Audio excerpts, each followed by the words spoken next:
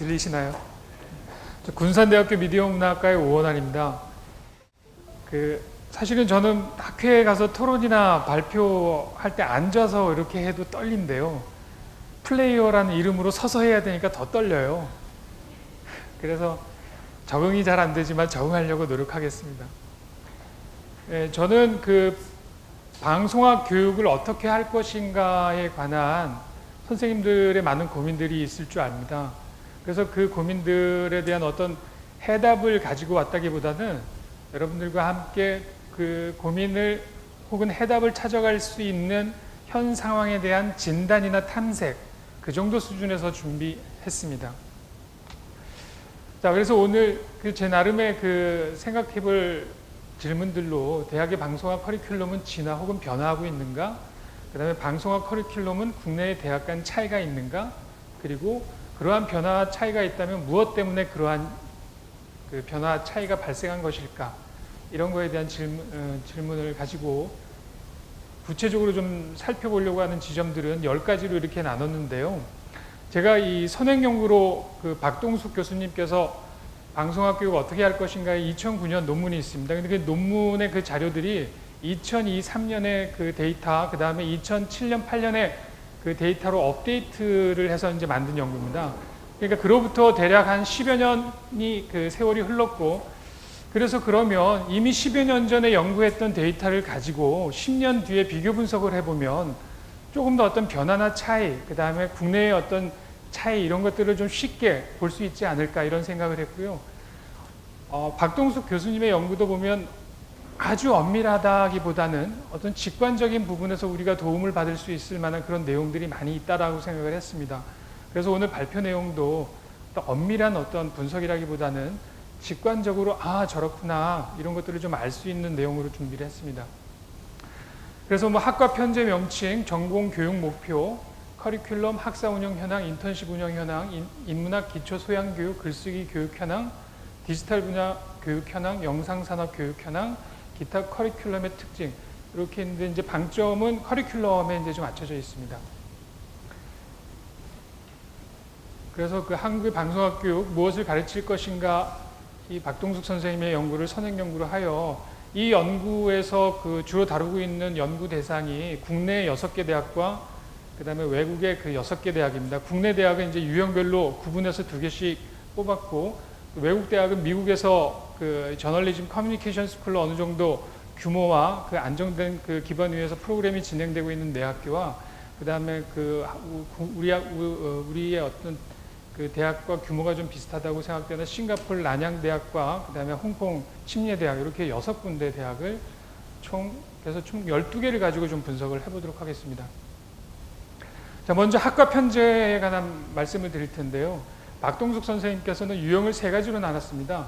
단과대학 안에 학부가 있고 세부 전공이 있는 첫 번째.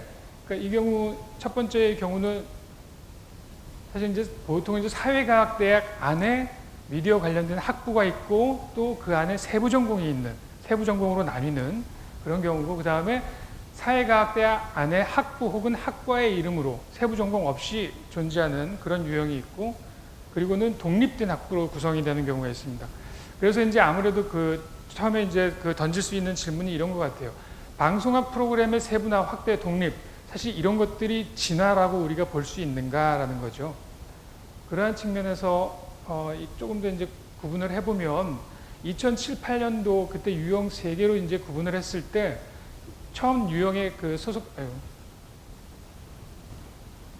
첫 유형에 소속되는 거는 사회과학 안에 학부로서 존재하고 그 다음에 세부 전공이 있는 경희대, 광운대, 국민대, 단국대, 서울여대, 숙명여대, 이화여대, 중앙대, 한국여대 이런 대학이 있고요.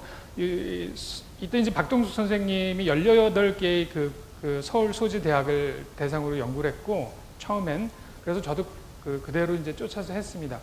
유형 2번째는 세부 전공은 없지만 단대 소속된 학부 혹은 학과 단위의 동국대, 서울대, 성공회대, 성균관대, 세종대, 연세대, 한양대. 그 다음에 이제 유형 3번째로는 학부가 독립되어 있는, 그래서 고려대와 서강대. 이 경우에는 이제 세부 전공으로 나눠져 있지 않은 이런 경우로 이제 분류할 수 있고요. 이것이 이 10년 뒤에는 크게 변하면 없는 것 같습니다. 그런데 이제 주목해야 될 부분은 유형일에 있던 숙명여대는 학부가 독립하고 세부 전공, 그래서 유형 3회 이렇게 들어가 있는 것 같습니다. 여기도 우리 숙대 교수님들 계신데요. 맞는지 모르겠습니다. 제가 홈페이지 봤을 때 이렇게 분류가 되는 것 같습니다. 그래서 서강대 안에 커뮤니케이션 학부를 두고 있고 신문방송학과가 그 스쿨 오브 뭐 이런 식으로 이제 되어 있습니다. 보통 보면 이제 그 단대의 개념은 컬리지로 붙죠. 컬리지 오브 뭐 소셜 사이언스라든지 이런 식으로 붙고, 그 다음에 그 학부 단위로 갈 때는 스쿨 오브 뭐 이런 식으로 붙고, 그 다음에 학과인 경우는 디파트먼트 오브 뭐 이런 식으로 이제 붙습니다. 인류형에 보면 이화여대의 경우는 사회대에 있고 그 언론 홍보 영상 학부 디파트먼트로 되어 있습니다. 중앙대의 경우는 또 원래 그 단과대가 좀 바뀌었죠. 그래서 사과대 사회과학대로 다시 그 소속이 바뀌고, 그리고 미디어 커뮤니케이션 학부 스쿨로 되어 있습니다. 그리고 유형 두 번째를 보면 서울대 연세대는 변함없이 그대로 있고요. 그 다음에 세 번째 고려대의 경우는 뭐 스쿨로 되어 있고, 그 다음에 이제 성공회대가 유형 두 번째였는데 성공회대가 아주 파격적인 변화를 한 것 같습니다. 성공회대의 경우는 그 학부를 4개의 학부로 이제 구성을 했는데, 그 중에 하나가 미디어 컨텐츠 융합 자율학부라는 학부를 두었습니다. 그리고 그 학부에서 신문 방송학 전공, 디지털 컨텐츠 전공, 미디어 컨텐츠 혁신 융합 전공, 그리고 이제 2017년부터 학과별 선발을 안 하고 아예 학부 단위로 선발을 합니다. 그리고 학생들이 그 전공 기초를 배운 다음에 그 고학년이 되기 전에 그 전공 2개를 선택해서 졸업할 수 있게, 이런 시스템으로 지금 바뀐 것 같습니다. 자, 그렇게 이제 학교 편제를 좀 볼 수 있고요. 그리고 그 학과 편제에 이제 그 나타나는 그 이제 그 학과의 명칭들을 보면 한 10여 년 전만 해도 언론, 방송, 신문, 정보, 영상 뭐 이런 제목들이 이제 주로 학과 명칭, 학부 명칭으로 사용되었는데,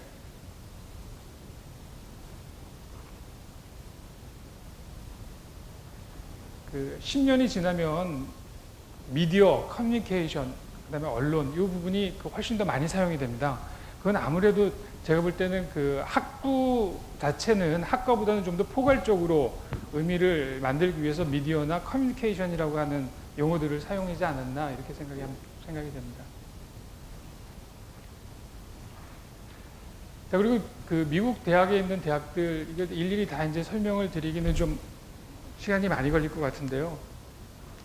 학부 자체는 명칭은 거의가 아니라 학부 자체는 변하지 않았습니다. 연구대상 6개 대학이.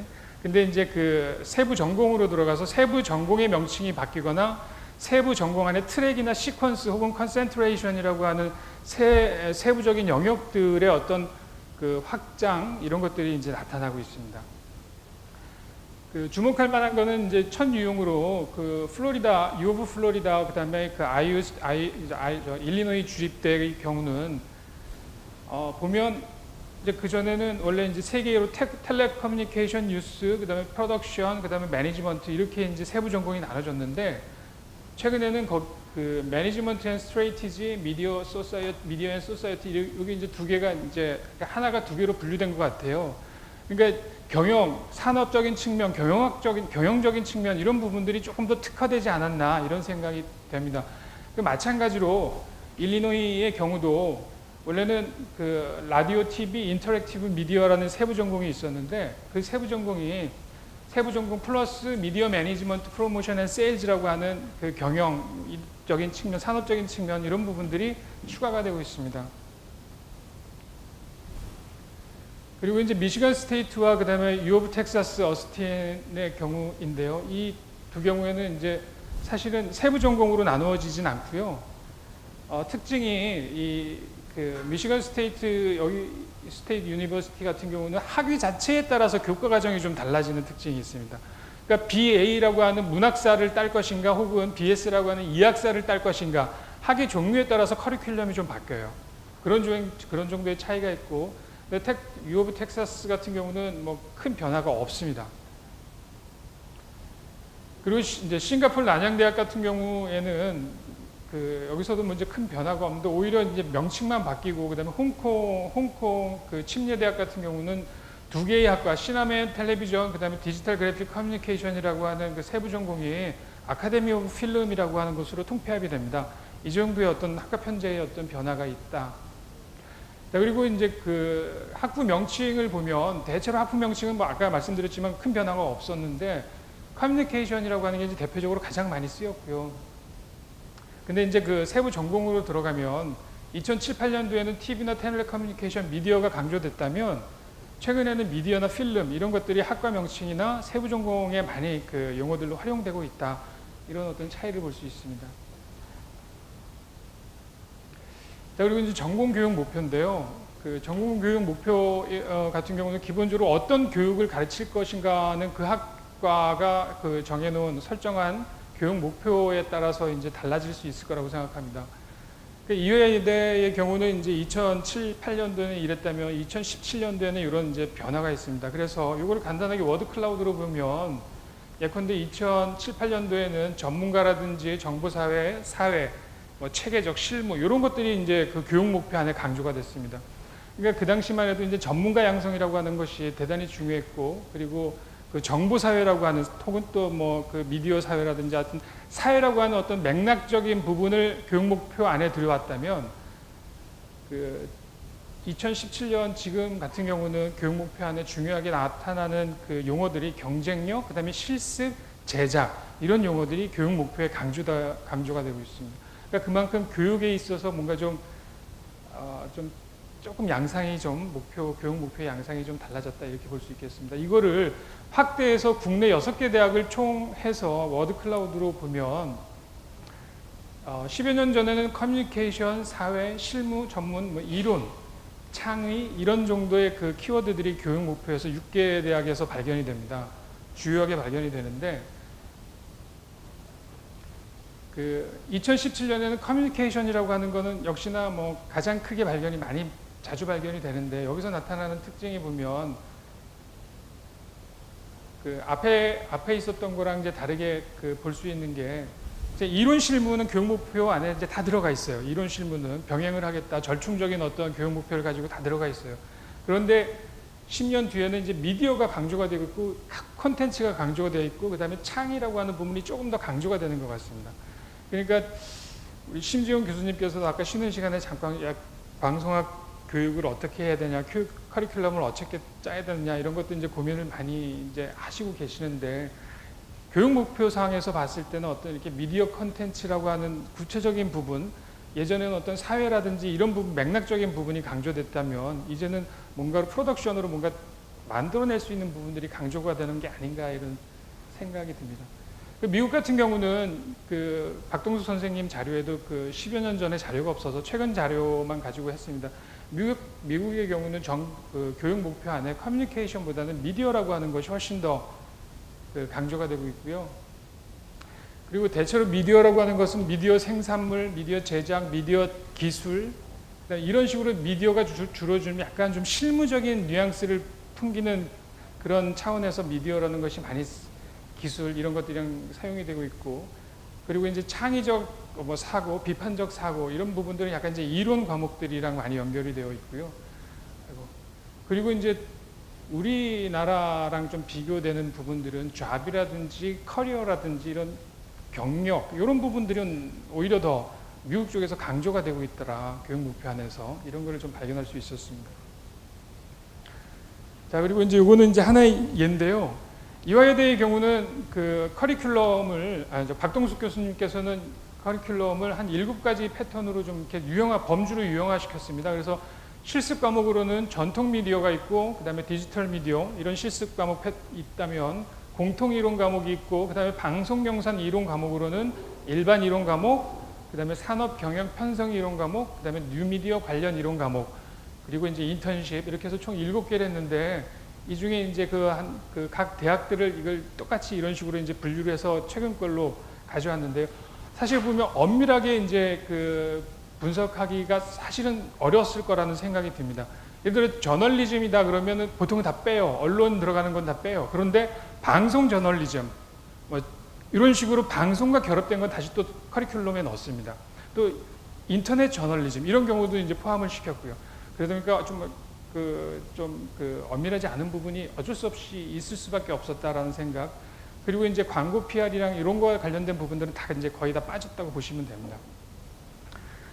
그래서 이렇게 이제 변화들을 조금 더 직관적으로 이제 볼 수 있게 이렇게 좀 봤습니다. 그랬더니 지금 파란색 점선으로 되어 있는 부분이 10여 년 전 데이터고, 그 다음에 그 주황색 실선이 최근 데이터입니다. 여기서 보면 그 약간의 이제 그 공통 이론 과목으로 많이 늘어났고, 전통 미디어 실습이 다른 데보다 강하지만 좀 줄었고, 그리고 방송 영상 일반 이론이 조금 줄고 산업 경영 편성 이론이 좀 느는 이런 어떤 그 모양을 띠고 있습니다. 약간 이게 나중에 보시면 고대도 약간 이런 느낌의 패턴을 좀 보여줍니다. 근데 이제 이게 그 2대 패턴은 이게 뭐 약간 요 다음 다른 학교 패턴들이랑 좀 다른 느낌을 주는 것 같습니다. 그래서 제가 커뮤니케이션 2대의 그 커뮤니케이션을 그 좀 보면 그래도 좀 둥그렇게 많이 포함하려고 하는 것 같다, 이런 생각은 좀 들었습니다. 자, 중앙대의 경우 보면 완전히 그 뉴미디어 관련 이론과 공통 이론 과목들이 다이아몬드형으로 해가지고 10시, 4시 방향으로 이렇게 나침판 서듯이 이렇게 돼 있고, 디지털 미디어 실습이라든지 뭐 방송 영상 이론, 그다음에 산업 경영 편성 이론, 그다음에 전통 미디어 실습, 이런 부분들은 약간 좀 소외되고 있는 듯한 이런 패턴으로 이제 구성이 되어 있는데, 대체로 이런 류의 그 패턴들이 좀 많은 것처럼 보이더라, 이런 생각이 들었습니다. 서울대의 경우는 뭐 변함이 없습니다. 서울대의 경우는 변함이 없는데 늘어난 부분은 뉴미디어 관련된 이론 과목들이 좀 늘었습니다. 그래서 보면 그 서울대의 경우는 실습 과목이 없습니다. 그냥 본과에는 실습 과목이 없고, 저런 식으로 이제 공통 이론 과목, 그건 교육 목표에 미디어의 어떤 창의적인 기술과 그다음에 그 연구, 이론에 대한 연구, 여기에 방점을 두고 있기 때문에 이론과 실무를 병행하는 대부분의 학교랑은 교육 목표에서 차이가 나고, 그래서 실습 교육 자체가 이제 없는 것 같고요. 그런데 이제 그 서울대 언론정보학과는 문화정보학 전공이라고 하는 연계 과정을 두고 거기서 디지털 관련된 부분이랑 실습 관련된 부분을 교육을 하고 있는 것 같습니다.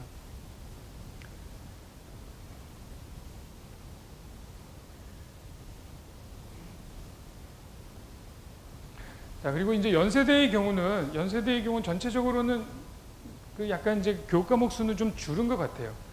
교과 목 수는 줄었지만 특징적으로 보면 그 공통 이론 과목이 대단히 강하고, 뉴미디어 이론 관련 이론들이 강한 편이고, 그리고 이제 방송 영상 이론이 좀 있고 그렇습니다. 근데 전통 미디어 실습이라든지 디지털 미디어 실습 이런 부분은 좀, 그리고 이제 산업 경영 편성 이런 쪽도 좀 약한 것 같습니다.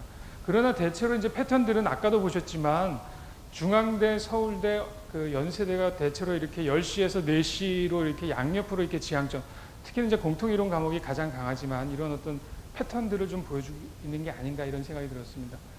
이제 고대의 경우는 오히려 약간 이대랑 좀 비슷한 저렇게 약간 니은자 계통이지 않나 싶습니다. 그래서 주로는 전통 미디어 실습 이런 쪽이 그 강하고요. 공통 이론 과목이 이제 또 많이 늘면서 좀 강해졌고, 뉴미디어, 산업 경영 편성, 방송 영상 일반 이론, 디지털 미디어 실습을 제외한 다른 부분들이 좀 골고루 좀 늘어났다, 이런 느낌이 들고, 약간 이대랑 비슷한 패턴을 보이는 게 아닌가, 이런 생각이 들었습니다. 그에 비해서 서강대의 경우는 그 절구 모양으로 이렇게 이제 나타납니다. 대체로 그 산업 경영 편성 이론과 디지털 미디어 실습이 약한데 반해서 방송 영상 이론이랑 공통 이론 과목은 대체로 좀 비중이 있는 이런 그 유형을 차지하고, 아무래도 이 안엔 그 영화 관련된 전공, 세부 전공들도 있고, 그러다 보니까 전통 미디어 제작이라든지 방송 영상 이론이 좀 다른 데보다 강한 거 아닌가, 이런 생각을 했습니다. 자, 그리고 이제 미국도 마찬가지로 똑같은 그 분류 방식으로 이렇게 분류를 했습니다. 근데 이제 미국은 그 10여 년 자료가 없기 때문에 최근 자료를 가지고만 이렇게 분류를 했습니다. 그래서 두 대학씩 이렇게 묶어서 보면 대체로 보면 살짝 그 이대나 고대가 보여주는 약간 니은형 패턴을 보여주는 것 같긴 합니다. 근데 이제 전통 미디어 실습이 강한 이런 특성을 보이는 이유는, 그 플로리다의 경우는 그 상업 채널, 그다음 비영리 채널 해서 총 6개의 그 방송사를 운영합니다. 방송사, 그 지역 방송사. 그래서 그중에 텔레비전이 2개가 있고, 그다음에 라디오를 4개를 운영합니다. 그러다 보니까 전통 미디어와 관련된 실습이나 관련 영상 이론이 강할 수밖에 없지 않을까, 이런 생각이 들었습니다. 그리고 이제 그 중에서도 일리노이 스테이트 같은 경우는 공통 이론 과목이 이제 좀 보다 우세를 했고요. 그리고 미시건 스테이트와 그다음에 그 U 오브 텍사스가 좀 특징적인데 전통 미디어 실습, 디지털 미디어 실습 이런 부분들이 대단히 강세를 띠고 있다.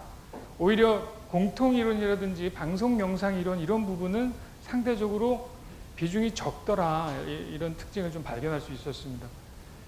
그 왼쪽에 있는 두 대학 UF와 ISU 같은 경우는 세부 전공들이 있는 데라면 MSU와 UT 같은 경우는 세부 전공이 없습니다. 세부 전공이 없고 오히려 뭐 그 기초 수준의 과목들, 그다음에 좀 심화 과목들 이런 식으로 이제 단계별 부분은 있지만 전공의 어떤 세분화된 패턴 이런 것들은 잘 발견되지 않습니다. 그런데 이제 그 커리큘럼으로 봤을 땐 디지털 미디어나 전통 미디어 이런 쪽이 대단히 강세다.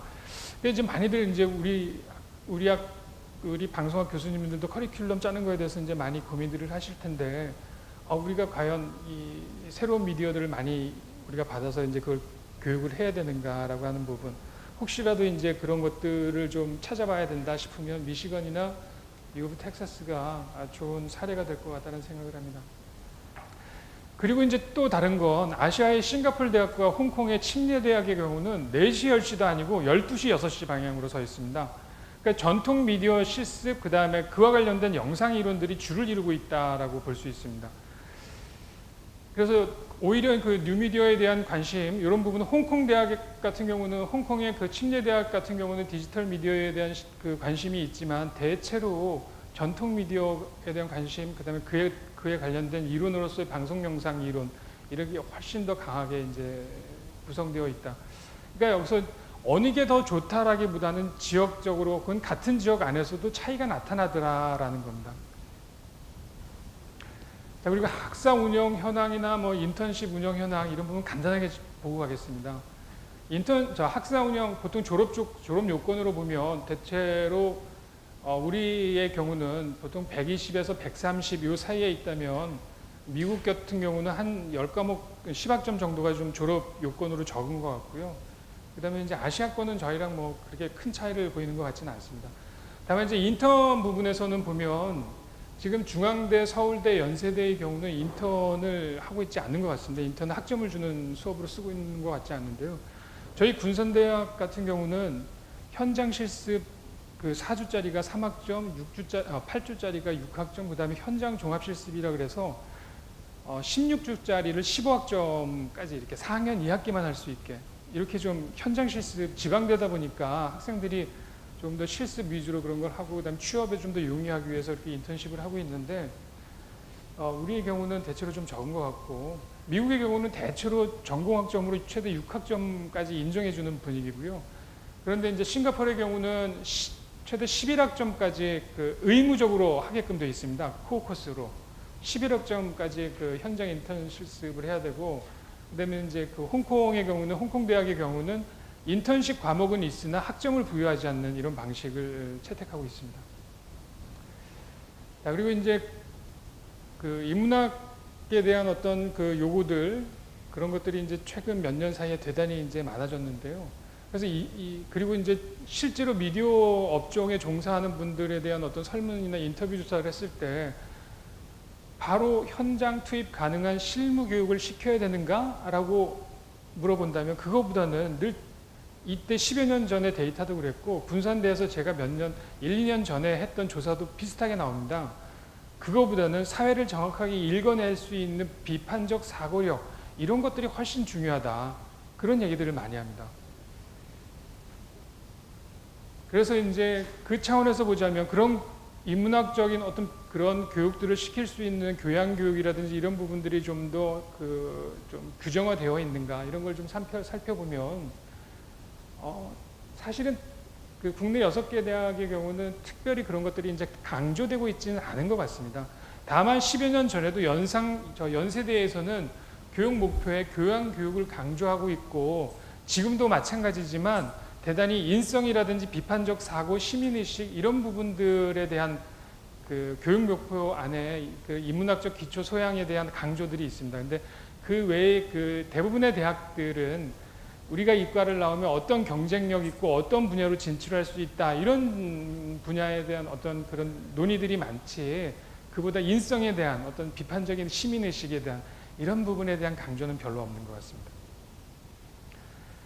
그 UF 같은 경우는 UF는 단과대학 전체가 저널리즘과 매스 커뮤니케이션 교육에 있어서 이 인증 제도가 이제 미국의 그 ACJMC라고 이제 인증 제도가 있는데 플로리다 대학교 같은 경우는 그 단과대 전체 학과가 다 인증을 받았습니다. 근데 대부분의 학교들은 그 이제 저널리즘 스쿨 중심으로 인증을 받고 있는데 인증의 가장 중요한 기준 중에 하나가 뭐냐면 저기 보면 졸업학점이 124학점인데 UF의 경우 최소 72학점을 단대 밖에서 듣게끔 되어 있습니다. 주로 이제 그 인문학 쪽에서 규정을 해놓든지 아니면 자연과학에서 어떤 기초 교양 이런 것들로 이제 수업을 듣게끔 이렇게 좀 규정해 놓는 그런 경우들이 많습니다. 그리고 그 MSU 같은 경우도 단대 외부에서 절반 이상을 이수를 해야 졸업이 됩니다. 이런 식으로 좀 그 기초 소양 교육을 강화시키기 위해서 특히나 저렇게 인증 제도를 운영하고 있는 대학들의 경우는 교양 부분에 대한 요구, 필수적인 요구 이런 부분이 강하더라 이런 것들을 좀 볼 수가 있었습니다. 자, 보통은 이제 졸업 이수학점의 약 75%를 단대 외부 인문학 및 자연과학 분야에서 이수하도록 이렇게 인증 조건을 만들어놨고 인증을 받더라도 매년 6년마다 이제 인증을 받아야 되는데 그때 재인증을 받거나 아니면 임시 잠정적으로 받거나 아니면 거절당하는 이런 근데 보통 한 2, 3년 걸린다고 하는 것 같아요. 그리고 주요 대학 인증학과는 주로 커뮤니케이션 쪽에서는 저널리즘이 주로 그 인증을 받고 있고 전체 이 방송학을 포함하는 커뮤니케이션이나 미디어 분야에서는 인증받은 학교는 사실은 많지 않다 이런 생각이 듭니다. 자, 글쓰기 역시나 이제 그 학생들이 뭐 선생님들도 많이 느끼시는데 대학에 오는 친구들이 공부는 많이 하고 논술 공부도 많이 하고 그런데 리포트나 글 쓰는 거 보면 막 문법도 엉망이고 그래서 글쓰기 교육이 필요하다라는 그게 이제 몇 년 전부터 계속 주장이 되어 왔고 그러다 보니까 대부분의 국내 대학들은 글쓰기 교육을 의무화시키고 있는 형편입니다. 그 교양이든 전공이든. 대체로 보면 이화여대의 경우는 조금 더 강하게 글쓰기를 좀 요구하고 있는 것 같아요. 그래서 공통교양으로 우리말과 글쓰기, 고전 읽기와 글쓰기 이런 게 들어가 있고 전공 필수로 미디어 글쓰기 이런 게 들어가 있습니다. 그리고 그 서울대의 경우는 글쓰기의 기초, 그 다음에 사회가 글쓰기라는 걸 듣지 않으면 전공 필수 과목을 듣지 못하게 해놨습니다. 그러니까 기본적으로 저 두 개의 글쓰기를 들어야 되고 사실 전공 경련으로 개설되고 있는 인터넷 시대의 읽기와 쓰기 이 부분은 대단히 그 미디어 쓰기라지만 엄밀한 의미의 우리가 문법적으로 얼마나 잘 이해하고 글을 쓸 수 있는가라고 하는 글쓰기 취지에는 조금 벗어나는 그런 것 같습니다. 고대의 경우는 공통교양으로 글쓰기를 필수 과목으로 정해놓고 있지 않은 것 같습니다. 대신 전공 필수로 미디어 글쓰기라고 하는 부분이 들어가 있습니다. 자, 그리고 이제 외국 대학의 경우도 대체로 이제 영어 장문이라 그래서 영어 장문에 관한 뭐 보통 한 6학점 전후로 그 교과목을 듣도록 이렇게 해놓고 있습니다. 그러니까 우리랑 비슷하거나 조금 많지 않은가 글쓰기에 대한 그 강조가 좀 강하지 않은가 이런 생각을 했습니다.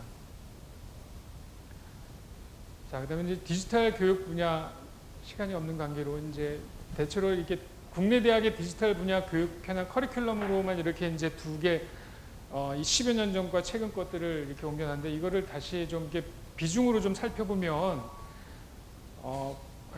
보시는 바와 같이 뉴미디어, 디지털 정보, 문화사회, 심리, 기술 대체로 좀 이론 과목 같은 성향의 그런 커리큘럼들이 많고 그다음에 디지털 영상, 뭐 멀티미디어, 컨텐츠 이런 부분, 그다음에 사이버 커뮤니케이션, 모바일, 웹미디어, 온라인 저널리즘, 인터넷 방송, 디지털 방송, 애니메이션, 특수효과. 제가 이제 나름 자의적으로 좀 분석을 이렇게 구분을 했는데 이러한 그 교과목 디지털 분야와 관련된 교과목이 구성되어 있다면 최근의 경우는 조금 이제 다르게 강조되고 있는 부분이 모바일 커뮤니케이션 혹은 텔레커뮤니케이션 부분이 조금 더 비중이 커졌고 그다음에 게임이 그 전에 10년 전에 없던 게임 관련된 교과목 커리큘럼이 이제 좀 비중 있게 등장하고 있고 그다음에 소셜 미디어와 3D 드론 이런 구체적인 조금 더 그런 교육들 사실 3D 관련된 교육들은 미시건 스테이트나 유니버시티 오브 텍사스 쪽에서 뉴미디어 실습하는 쪽에서는 좀 많이 하고 있습니다. 3D와 관련된 교육들은. 근데 우리도 이제 비슷하게 비중은 작지만 뉴미디어 쪽 그런 분야의 어떤 교육들이 조금 늘어나고 있는 것 같다. 자, 그리고 그 외국 대학의 경우를 좀 살펴보겠습니다. 외국 대학의 경우는 이제 10년 전과 후를 비교할 수 없어서 최근 자료만 가져왔습니다. 디지털 영상 멀티미디어 콘텐츠 이제 이 부분이 이제 많이 줄고, 그다음에 인터랙티브, 그다음에 휴먼 컴퓨터 인터랙션인가요? 그리고 이제 인터페이스, 이런 상호작용과 관련된, 인터랙션과 관련된, 인터랙티브와 관련된 교육 과목들이 대단히 많다. 그리고 보시는 것처럼 게임이라든지 이런 것들이 많고, 우리나라의 경우는 아까 뉴미디어, 디지털 정보, 문화, 사회, 심리, 기술 약간 공통적으로 좀 이렇게 강조됐던 이론 과목 같은 것들이 대단히 미국에서는 적습니다. 그런 부분의 과목들은. 그리고 모바일 커뮤니케이션도 우리보다 오히려 미국 그 해외 대학이 그 비중이 적은 것 같습니다. 그에 비해서 이제 아까 말씀드린 것처럼 게임이나 특수효과, 3D 가상현실 이런 부분에 대한 교육들은 많이 지금 커리큘럼으로 구성되어 있는 것 같다. 이렇게 이제 보고 있습니다. 그다음에 영상 산업에 대한 교육 현황입니다. 영상 산업에 대한 교육 현황, 이대와 고대가 10여 년 전에 비해서 요 관련된 부분의 교육 과목이 좀 늘었습니다. 그 이외의 대학은 같거나 주는 그런 어떤 경향성을 보이고 있습니다. 외국 대학의 경우는 5개 이상 구성되어 있는 데는 일리노이 스테이트 유니버시티와 미시건 스테이트 유니버시티 정도인 것 같습니다. 그래서 이거를 좀 막대형으로 보면 국내 대학의 경우는 미디어 커뮤니케이션 산업 저작권 관련된 부분, 그다음에 이게 이제 섞여 있는 경우는 제가 0.5 이런 식으로 이제 단위를 매겼습니다. 커리큘럼이 평균 한 4.5 정도로 있었고, 그 다음에 많은 게 이제 방송, 라디오, 영화, 전통 미디어의 어떤 경영 관련된 부분이었고, 세 번째가 미디어나 디지털 콘텐츠에서의 기획이나 포맷에 관련된 이런 부분들이 세 번째였습니다. 자, 이에 비해서 외국 대학의 경우는 다른 과목들은 대체로 비슷하게 그 밸런스를 맞추고 있는데, 방송, 라디오, 영화, 전통 미디어 경영이 월등하게 많은 편입니다. 그건 아까도 말씀드린 것처럼 아마도 전통 미디어를 직접 그 방송국을 운영하는 대학교들이 있거나 그쪽에 대한 방점. 그러니까 오히려 외국의 주요 대학들이 뉴미디어보다는 전통 미디어에 여전히 방점을 두고 있네라고 하는 어떤 이 경향, 이런 것들을 좀 읽어낼 수 있는 게 아닌가라는 생각도 좀 듭니다. 자, 기타 이제 커리큘럼의 특징을 좀 보면, 제가 보니까 뭐 특징이라고 이제 할 만한 것들이 그렇게 뭐 많이 있지는 않았지만, 이화여대의 경우는 융합 콘텐츠 학과라고 하는 별도의 학과에서 뉴미디어와 콘텐츠 분야를 개설해 놓고 있습니다. 그러니까 아마도 이게 서로 이렇게 이제 교류가 잘 되는 것 같지는 않아요. 지난번에 얘기를 이대 교수님께 들어보니까. 그리고 중앙대의 경우는 미디어 공연 영상대학에서 사회과학대학으로 넘어오면서 오히려 많이 좀 축소되는 그런 경향이 나타납니다. 그리고 서울대는 아까 말씀드렸지만 연합전공에서 디지털 교육과 실습 교육을 하고 있다. 연세대의 경우는 대단히 교양의 어떤 기초 소양 이런 부분이 강조되고 있고, 고려대의 경우는 다양하게 교육 과목이 확대되고, 그리고 졸업 요건으로 반드시 토익이라든지 영어 성적을 내게 돼 있다. 그 다음에 서강대의 경우는 전공 영어로 반드시 5과목 이상을 의무 수강을 해야 졸업이 된다. 자, 근데 외국의 대학의 경우는 트랙의 어떤 변화들, 그 다음에 그 방송 운영하는 어떤 그런 대학의 특징들, 이런 것들이 좀 나타나고 있고, 특별히 뭐 세부 전공의 어떤 변화들이 있지만 주목할 만한 점은 그다지 없는 것 같다라는 생각을 했습니다.